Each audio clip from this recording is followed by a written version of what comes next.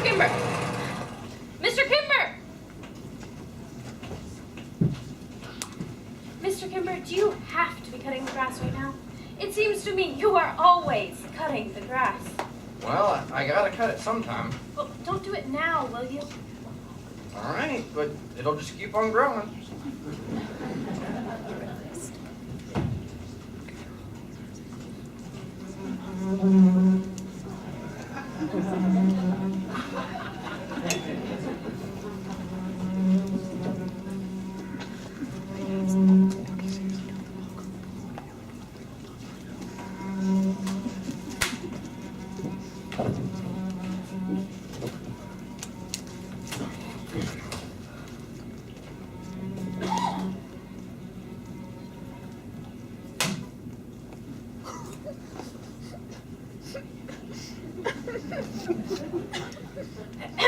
Mr. Kimber! Mr. Kimber! Mr. Kimber! I ain't cutting the grass. Mr. Kimber, I have been begging you since the 1st of July to fix those screens. It is now the end of August. You can't be that busy. Ma'am, every time you open that door, more flies get out. Oh, I see. So it's my fault for coming into the house. Well, it'd be better if you didn't. I'll take a look at the screens. Yes, you look at them and you watch the flies come in. Yes, ma'am.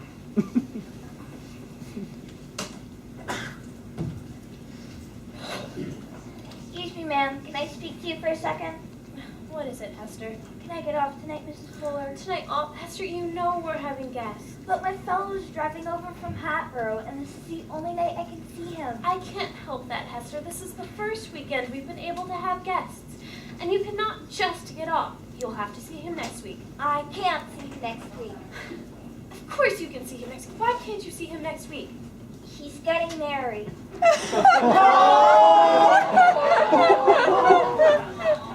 Getting married? Well, then he isn't your young man, Hester. He is till he gets married. That's why I have to see him tonight.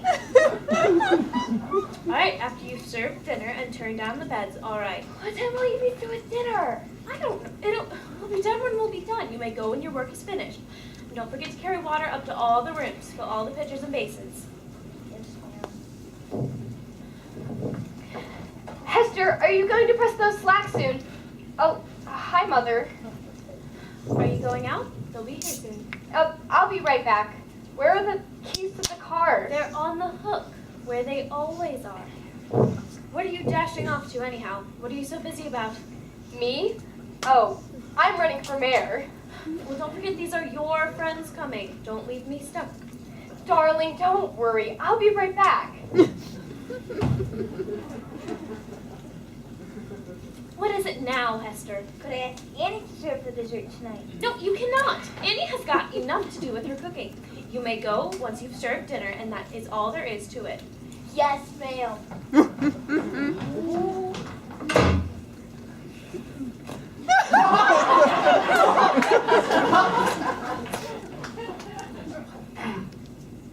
Come out of there, Raymond. Come on. Boy, you're awful dumb, Aunt Annabelle. I cannot believe you are my brother's child. Say, who knows?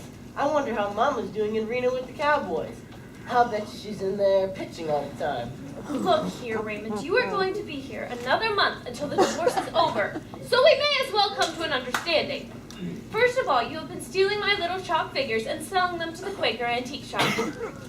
Me? Now, don't deny it. I know you have. Aunt Annabelle, how can you call your own nephew a thief? And if you do not stop, I am going to murder you in your bed some night. So help me. You know, I nearly killed Mama once. Oh, they stopped me just in time. Of course, I was just a kid then. You know, Raymond, you kind of fascinate me. You'll get used to that.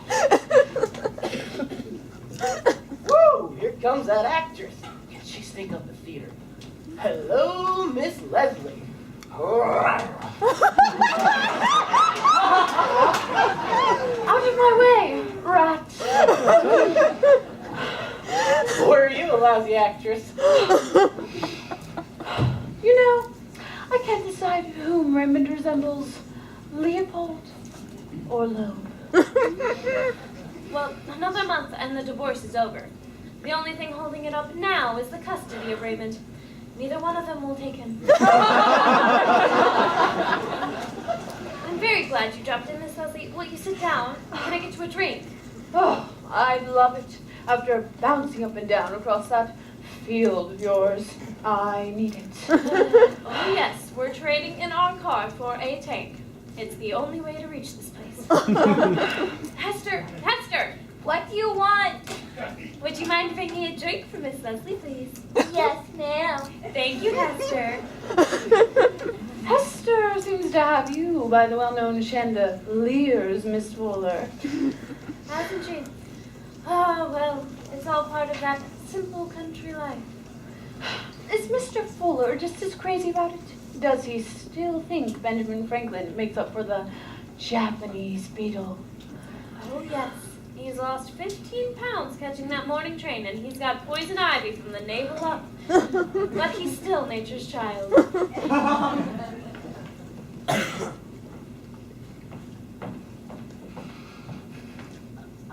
Thank you, Hester.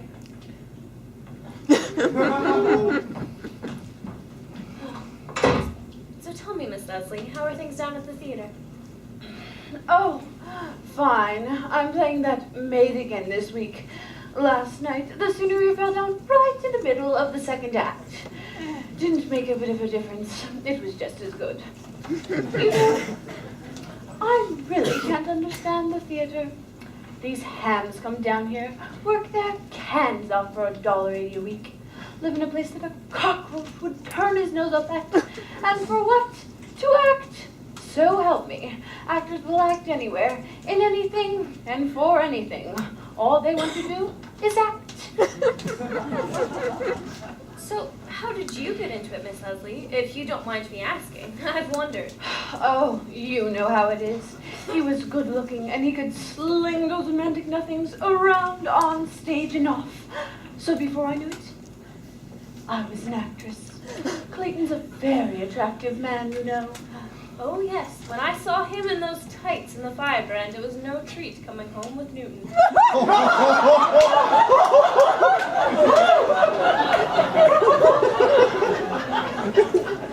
Yes, indeed. He's got away with the girls, all right. Now that I'm cured, it's kind of fun to sit back on the bleachers and watch Clayton bat the ball around. I say to myself, my goodness, is that what I fell for? But I did. It's always the same. First that boyish helplessness, and you know, I was too afraid even to ask you to go out with me. And then that smoldering look in the eye, and would you mind if I tell you that you're very, very attractive. Then, zowie. Say, you should see Newton when he's had too much to drink. He gets this codfish look on his face, and with a slight burp, he goes into it. You know, Mrs. Peabody, I really wanted to be an explorer. That's what I really wanted to be. And when I meet someone like you, I feel the call of the jungle all over again. And then he spills his drink on her and can't go into the office the next morning. They don't have to have black tights, Miss Leslie. They all do it. Oh, may I freshen your drink? Oh, no. I just dropped in for a minute. Matter of fact, I came to talk to you about something, but I don't know quite how to say it. Now that I'm here. Why, what is it? Now look, Mrs. Fuller. This isn't the jealous girlfriend speaking. It's just that, well, I like you, and I think you ought to know what's going on. Going on? You mean you don't know anything about it, then? No, I'm afraid I don't. Well, it's just that Clayton and Matt have been seeing an awful great deal of each other, and if I know the signs, I'm afraid she's in for a very, very bad time. Ordinarily, I don't interfere, but your daughter is too nice a girl, Mrs. Fuller. Anyhow, now you know, and you can do what you want about it. How far has it gone, do you know? Oh, it's still in the early stages, I'm sure. Well, thank you very much for telling me, Miss Leslie. Oh, it's probably just one of those summer romances, but girls have a way with taking Clayton seriously. He's kind of like the Japanese beetle in a way. Turns up around July 1st and wrecks all the pretty flowers. Well, I've got to be on my way. Would you like me to run over Raymond on the way out? Hello. Oh, well, Thoreau has arrived. Oh, hello, Miss Leslie. Well, if it isn't Sears Roebuck. Oh, darling, I picked up a few things we needed. Just this. Like quite near missed a train. And how'd you come out? In the baggage car? No, I tell you, that's the fun thing about having a country home. Because you walk into a store, and everything you see, you need. It's wonderful. Well, as long as you're having fun. My 6:30, I'd better be on my way. Oh, I'm sorry you have to go, Miss Leslie. Must you? Yes, I've got to be on my way. Rush through my dinner, streak it on over to the theater, put on a makeup, fix my hair, get into a tight girdle, walk on and say, Madame is resting. Back to the dressing room, take it all off again, and to have my head examined. Goodbye, Mrs. Fuller. Goodbye. Bye. You know what this is, Annabelle? What, Little Miracle chicken feed. Well, you'd better take a spoonful because I've got news for you. Bad news? Mr. Kimber didn't quit. No, we've still got Mr. Kimber, unfortunately. But your daughter, Mr. Fuller, is having a little romance with a taken man. What do you mean, Annabelle? Who? Clayton Evans. That's what Miss Leslie was here about. Imagine Mr. Evans? Don't just toss this aside, you. Oh, you see. Even still, Annabelle, I tell you, you women, you always take everything so seriously. Now, when I was just out of college, I was so crazy about Maxine Elliott.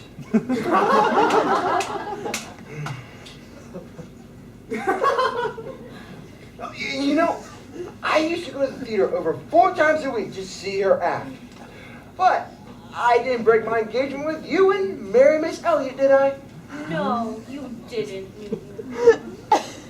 Oh, even still, it's just too silly. I won't even talk to Madge about it.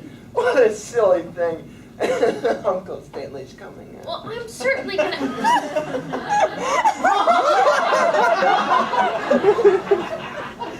What? Oh, I said Uncle Stanley's coming out. Uncle Stanley, when? Tonight. No,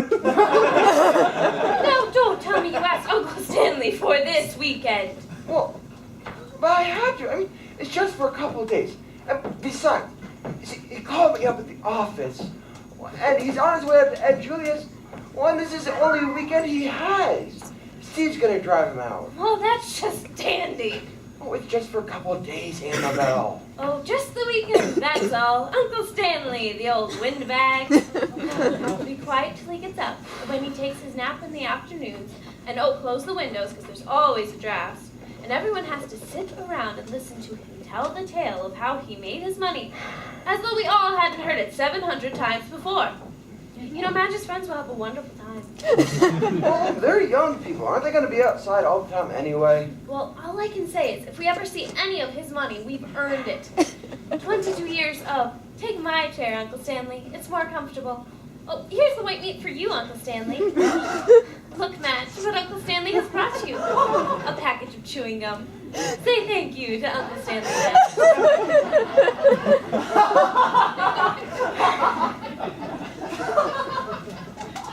Well, nice this long, Annabelle. We can afford it a little bit longer. Sure. Tight old windbag. No wonder he's got all that money.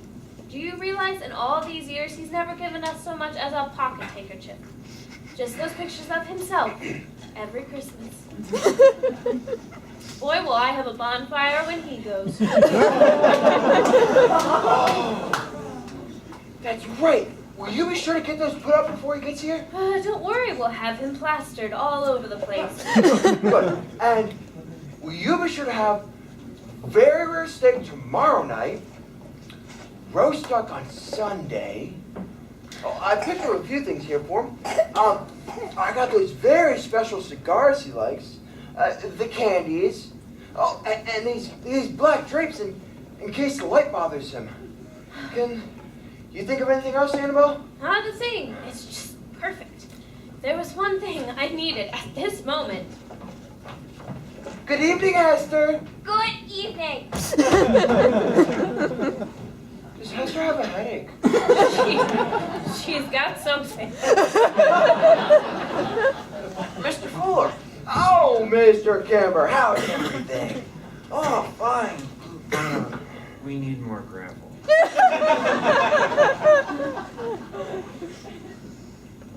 More gravel. Didn't you say we had enough for 2 years? I guess we figured kind of wrong. Shall I get another load?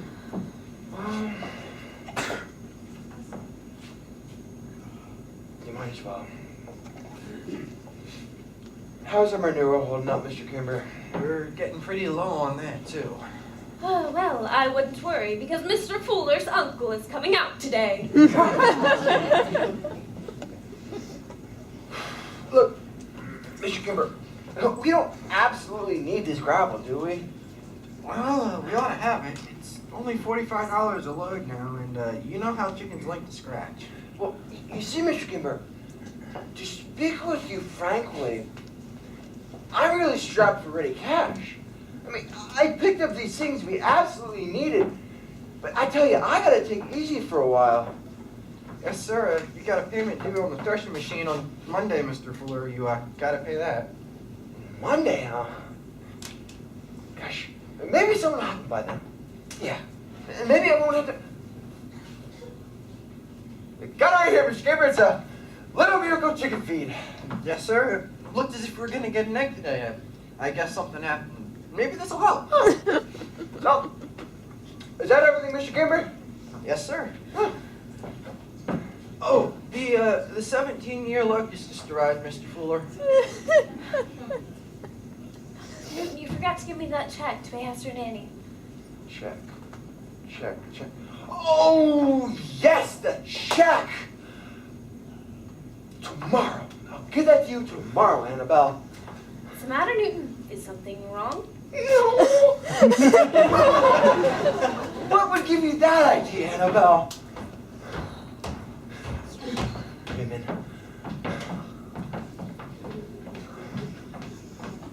Is Hester mad?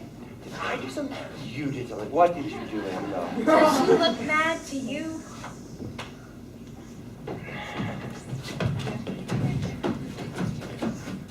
Are you Mr. Newton Fuller? My name is Prescott. My property is right next to yours. This boy just threw a dead skunk into my swimming pool. I did not. And yesterday, he put Roosevelt stickers all over my garage.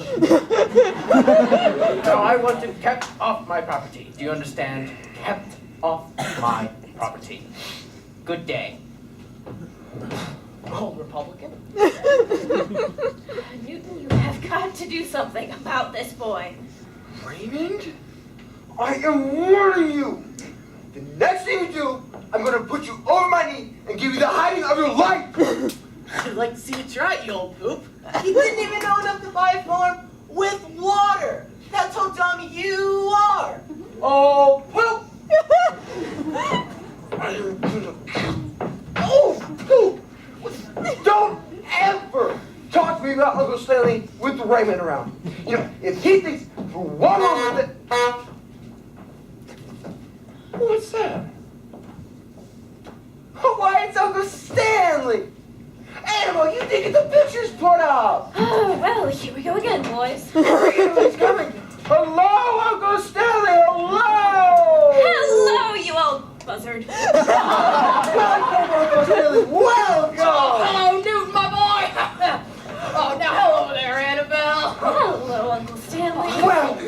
Uncle Stanley, you look wonderful. Doesn't Uncle Stanley look wonderful? Because you look wonderful, Uncle Stanley. Yeah, I've never seen anyone like you here, Newton. Oh, here we go, Uncle Stanley. Sit down in this nice, easy chair. Thank you, Newton. Oh, of course. Now, young man, where's that little package I brought in? Thank you very much. Now, Annabelle, here's a little something for the house. With my compliments. Wow, Uncle Stanley, you shouldn't have. Oh, my goodness. Wait, where's it? Oh, Newton, look, it's a picture of Uncle Stanley. So it is, Uncle Stanley. I know just where to put this. Wow. That's all right, Annabelle. Well, now where's Madge? Oh, Madge will be back in a minute. She didn't know you were coming. Which way did she go? Do you know? No, Steve, I'm afraid I don't. Oh well, I'll go see if I can find her. Now, Newton, is there a window open someplace in here? I feel a draft. Sure. Oh, we'll soon fix that, Uncle Stanley. Yeah. There we go. So, Uncle Stanley, what do you think of it? Well, what do I think of what? The house, Uncle Stanley. Oh, yes. Well, it's a nice little place you got here, Newton. It's very nice indeed. Well, you fixed this all up, Annabelle? Oh, she certainly did, Uncle Stanley. I tell you, she worked an absolute miracle on the place. Yes, well, it's very nice indeed.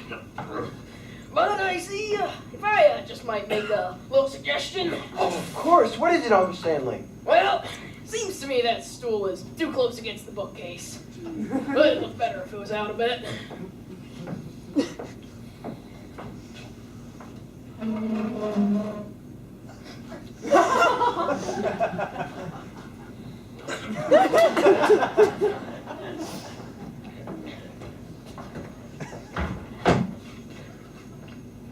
By gosh, Uncle Stanley, there it is! That is an eye, Uncle Stanley. Anyway, you have to look at this. We changed the whole appearance of the room.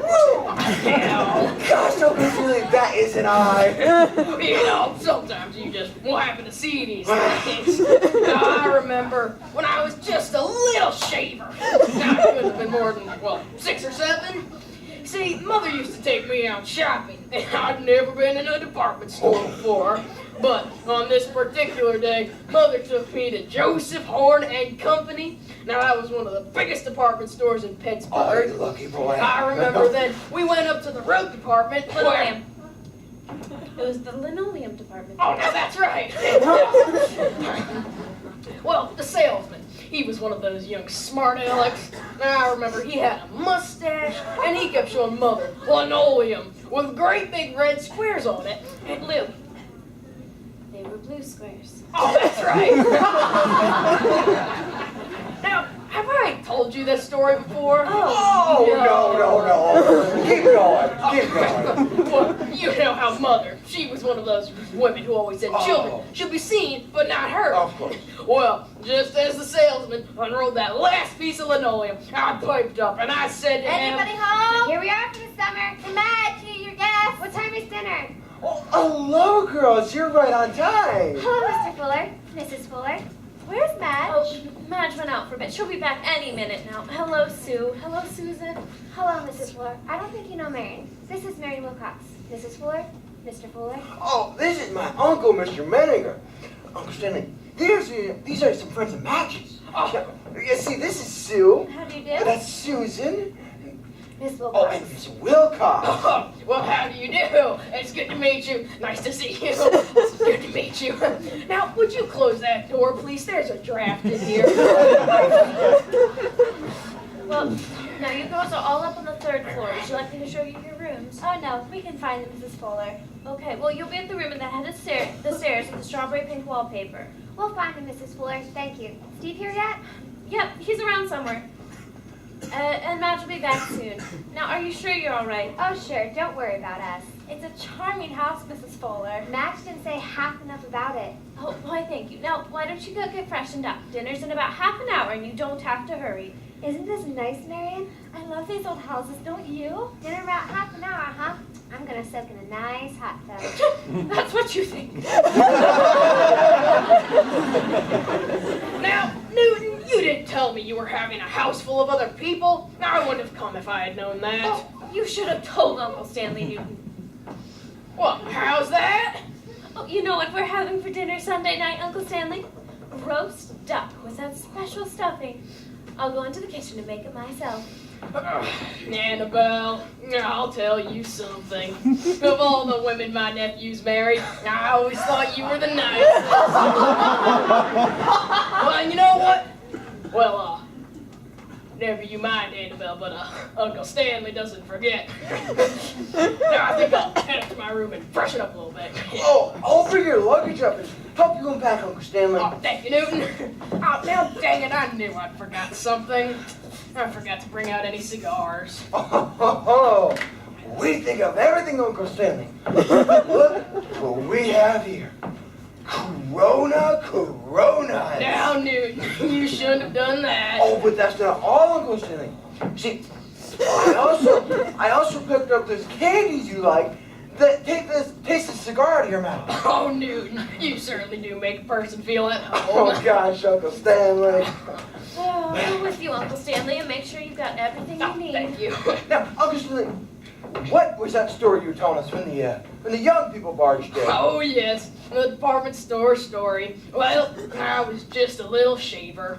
He would have been more than 6 or 7, and Mother used to take me out shopping. Well, on this particular day, she took me to Joseph Horn and Company, and I remember we went up to the road department. Linoleum. Oh, yes. And Uncle Stanley, tell us what the salesman said, and the way he looked when he said it.